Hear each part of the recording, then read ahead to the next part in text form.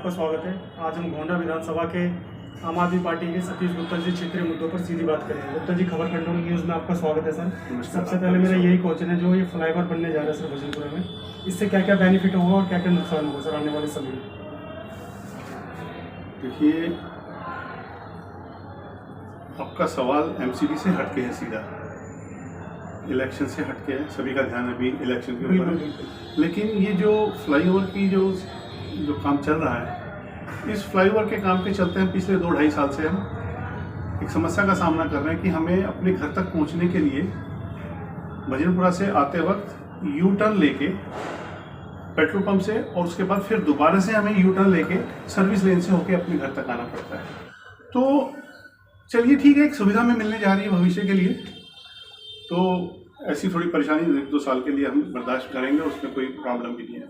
लेकिन एक समस्या है कि जब भी कोई फ्लाईओवर बनता है, उसके नीचे की जो जगह है उस पर एनक्रोचमेंट हो जाता है, ना चाहते हुए भी हो जाता है।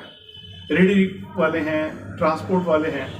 अब आप देखिए कि जो अगर हम उस सिग्नेचर ब्रिज से यमुना विहार की तरफ आ रहे हैं, तो पहले हमें भजनपुरा क्रॉस करना पड़ेगा। एक ऑप्शन तो किया कि हम फ्लाईओवर पे ना चढ़ें, पहले भजनपुरा क्रॉस करेंगे, उसके बाद करावल नगर। तो भजनपुरा में बस स्टैंड भी है। करावल नगर की जो रेड लाइट बंद की हुई है, वो रेड लाइट खुल जाएगी, तो वहाँ पर ट्रैफिक का प्रेशर बढ़ेगा। ऊपर से ई रिक्शा वाले खड़े होते हैं, बिल्डिंग मटेरियल वाले, लोहे वाले, पत्थर वाले, फिश मार्केट वहाँ पर है, फ्रूट्स वाले खड़े होते हैं, ई रिक्शाज का भी भरमार है।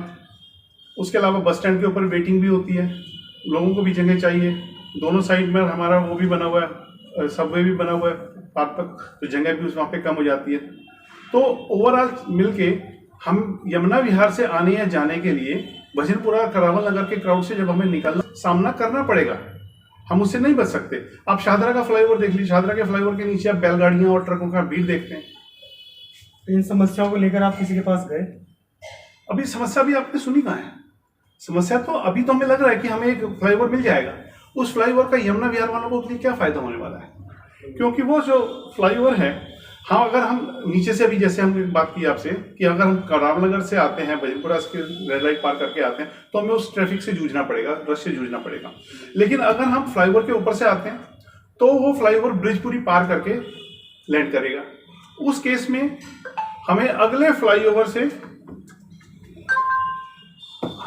फ्लाईओवर के नीचे से यू टर्न लेके आना पड़ेगा। वो कम से कम एक साइड से 2 किलोमीटर पड़ता है, तो 3-3.5 किलोमीटर, 4 किलोमीटर के करीब हमें एक्स्ट्रा चलना पड़ेगा। और फिर फ्लाईओवर के नीचे भी फिर वही हाल है।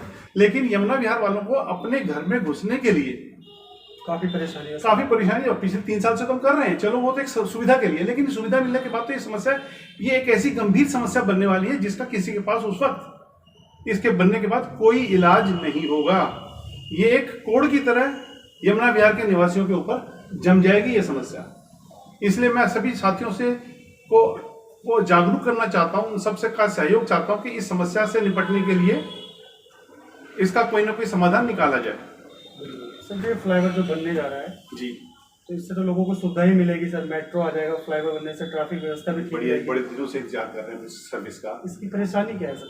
परेशानी कोई नहीं है, परेशानी कुछ फायदा तो हमें मिलेगा, लेकिन हमारी डिमांड या मेरा सोचना सिर्फ इतना है कि अगर हमें यमुना विहार से निकलने के बाद डिवाइडिंग रोड से, जैसे हम वजीराबाद रोड पर पहुंचते हैं, वहां से हमें फ्लाईओवर के ऊपर रैंप मिल जाए, कि यहीं से हम रैंप के द्वारा फ्लाईओवर पे चढ़ जाएं और भजनपुरा का जो भीड़ भाड़ का इलाका है वो सीधा क्रॉस हो जाए।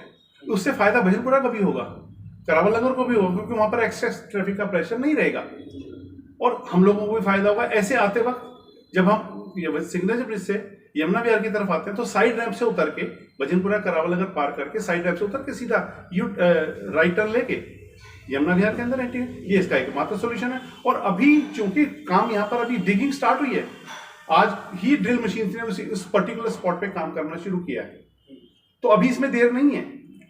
इसके फ्लाईओवर को अभी स्पैन को ऐड करना, जो रैंप बनाने में अभी कोई दिक्कत नहीं है। लेकिन अगर ये फ्लाईओवर बनके तैयार हो गया और उसके बाद हम इसके समस्या के बारे में जिसको उसका कोई सोल्यूशन नहीं होगा और हम एक ऐसे भंवर में फंस के रह जाएंगे, हमारी जिंदगी नरक बन के रह जाएगी। हम फ्लाईओवर के नीचे और इस ट्रैफिक के अंदर बिल्कुल, अभी तक तो कहा जाता है कि यमुना विहार एक पॉश एरिया है, वो मेरे ख्याल से एक स्लम एरिया बन के रह जाए। समस्या को लेकर कब से जागरूक हुए सर आप फ्लाईओवर की? देखिए, जब से हमें पता चला कि फ्लाईओवर बन रहा है, बड़ा खुश हुआ मैं कि चलो मेट्रो भी आ जाएगी और फ्लाईओवर भी बन जाएगा। लेकिन जब हमें पता चला कि फ्लाईओवर के साथ साथ कुछ समस्याएं भी आने वाली हैं, तो 2016 में मैंने पहली मेल लिखी थी। ये आप देख सकते हैं, 25 नवंबर 2016 को पहली मेल लिखी थी, जिसके अंदर मैंने डिमांड की थी दिल्ली गवर्नमेंट से कि इस फ्लाईओवर पर यमुना विहार से चढ़ने और उतरने के लिए हमें 2 साइड रैंप्स मिल जाएं, ताकि हमें उस भजनपुरा और करावल नगर के क्राउड में ना फंसना पड़े और हम आसानी से अपने घर आ सकें और घर से बाहर निकल सकें। सर 2022 में जो नगर निगम चुनाव होंगे उसमें आम आदमी पार्टी अपनी क्या रणनीति रहेगी सर चुनाव? देखिए, मैं कोई चुनाव का विशेषज्ञ नहीं हूँ कि मैं किसी रणनीति के बारे में कोई विचार करूँ या अपनी कोई सलाह दूँ। अगर एमसीडी में या किसी भी डिपार्टमेंट में कहीं कोई भ्रष्टाचार व्याप्त है, तो उस भ्रष्टाचार को हमें जड़ से उखाड़ फेंकना है, जिसके लिए हमारे केजरीवाल जी बिल्कुल पीछे पड़े हैं, कसम खा के पीछे पड़े हैं, और मुझे पूरा भरोसा उनके ऊपर कि वो इस काम को करके रहेंगे। हमें केजरीवाल जी के सोच के ऊपर पूरा भरोसा है।